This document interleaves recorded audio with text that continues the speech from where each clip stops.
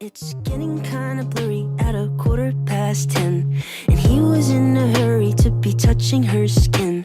She's feeling kinda dirty when she's dancing with him, forgetting what she told me by the water fountain. Now he's grabbing her hips and pulling her in, kissing her lips and whispering in her ear. And she knows that she shouldn't listen, and that she should be with me by the water fountain.